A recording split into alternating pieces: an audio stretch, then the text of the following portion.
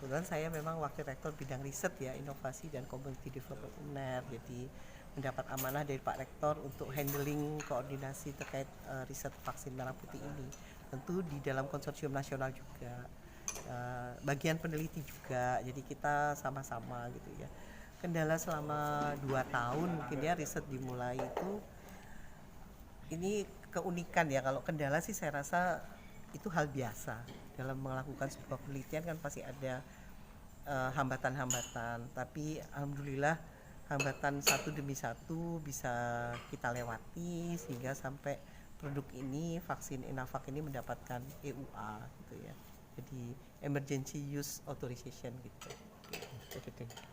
Terus melibatkan siapa aja Bu selain di UNER, selain melibatkan ini atau Rumah sakit untuk uji klinis fase 1-2, rumah sakit utama sebagai penanggung jawab memang Rumah Sakit Dr. Sutomo, tapi kita uji fase 3 karena 4.000-an relawan, itu ada rumah sakit site juga. Jadi ada Rumah Sakit Paru Jember, Rumah Sakit Subandi Jember, Rumah Sakit Saiful Anwar Malang, dan Rumah Sakit Universitas Erlangga. Jadi ada 4 rumah sakit site dengan 1 rumah sakit utama, Rumah Sakit Dr. Sutomo.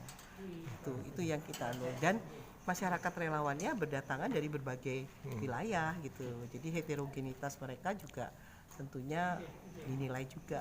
Tidak hanya relawan Surabaya gitu. Jadi ada dari Jember, dari Malang, dan berbagai relawan beberapa daerah yang lain di Jawa Timur. Ya, untuk mendapatkan vaksin merah putih Inavac gimana nanti caranya, Dok?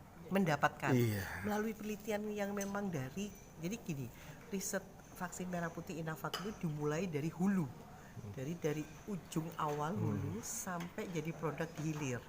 Nah, sehingga tahapan ini kan ada 3 tahap utama ya. Di hulu pastinya di skala laboratorium, mulai mendapatkan jenis virusnya gitu ya, kemudian mengembangbiakkan sampai proses menjadi seed vaksin gitu, dan di preclinical trial di hewan coba, mulai mencit sampai hewan makaka. Nah setelah itu kan mulai kelihatan bahwa ada nilai untuk di upscaling skala industri dan dicobakan ke uji klinis dengan baik, pastinya efikasi gitu ya, keamanan, maka ini akan lanjut. Pada saat akan lanjut ke uji klinis, ini ada upscaling skala pilot ya, udah mulai masuk ke industri, dan dari hulu sampai hilir pun kita sudah melibatkan juga pendampingan oleh BPOM ya, regulator tentunya di Indonesia, untuk nanti menilai, mengevaluasi bagaimana perjalanan riset ini. Nah ini kita lakukan bersama-sama tentunya. Jadi BPOM memberikan beberapa masukan, ini syaratnya harus A, harus B, dan seterusnya. Nah, sehingga dari lab, kemudian preklinik hewan, kemudian layak, kita mendapatkan izin PPUK untuk memulai uji klinis. Nah, fase 1, fase 2, fase 3, kemudian diberi tambahan uji klinis untuk booster. Booster heterolog ya, dewasa, ini semua masih dewasa. Kemudian kita dapat EUA, baik itu vaksin primer yang 1, 2, 3 uji klinisnya maupun yang booster sudah kita dapatkan. Nah, sehingga ini tentu setelah ini kita harus melakukan lagi di tahun ini adalah anak dan remaja. Gitu. Jadi yang terlibat ya, tim ini nggak hanya 1-2 orang, tapi sangat tim yang besar dan sangat bidang ilmunya sangat multidisiplin. Jadi ada aspek laboratorium, ada aspek klinisi, ada aspek preklinisi, dan kemudian juga ada aspek analisis genomik dari virusnya sendiri ya, genomic surveillance, untuk melihat varian-varian yang berkembang gitu. Nah ini tentunya tidak bisa 1-2 orang, jadi ini adalah tim yang sangat besar ya, termasuk kita mengapresiasi hari ini adalah peran rumah sakit, karena uji klinis dilakukan tentu di rumah sakit ya. Tanpa teman-teman di rumah sakit tentu kita tidak bisa melakukan uji klinis untuk manusia. Kalau hewan coba kita masih bisa di lab kan, di animal trial laboratorium gitu. Mungkin kelebihannya Bu dari kelebihannya pastinya memenuhi persyaratan, itu kan sebuah kelebihan. Sudah menjadi produk yang bisa dipakai di masyarakat dan mendapatkan izin EUA, itu pasti kelebihan dibandingkan riset-riset yang lain mungkin ya, yang sama, dan bisa selevel dengan produk import kan, itu yang penting. Artinya kita pun kalau ada kesempatan ekspor ya pemenuhan masyarakat luar negeri atau dunia di luar negeri yang lainnya, selain Indonesia mungkin ya kita bisa memenuhi kapasitas dalam negeri dulu kan.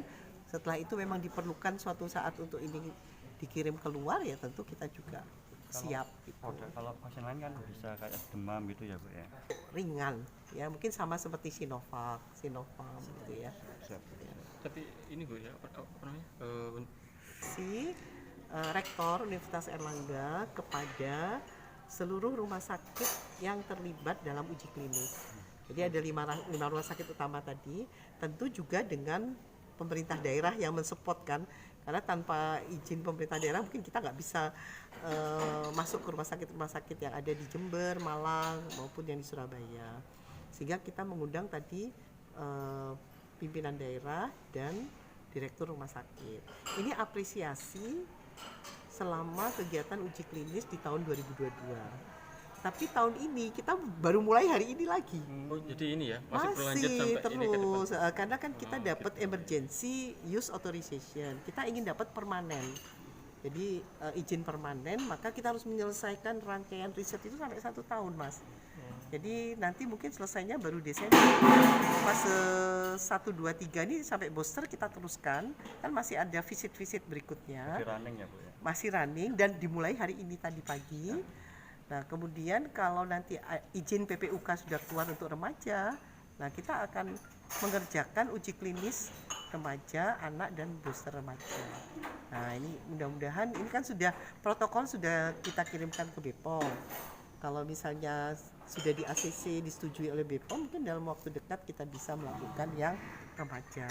Tapi yang lanjut 1 Oke, 1 2 apanya banyak. Oke, 1 salam satu jari. Oke, sampo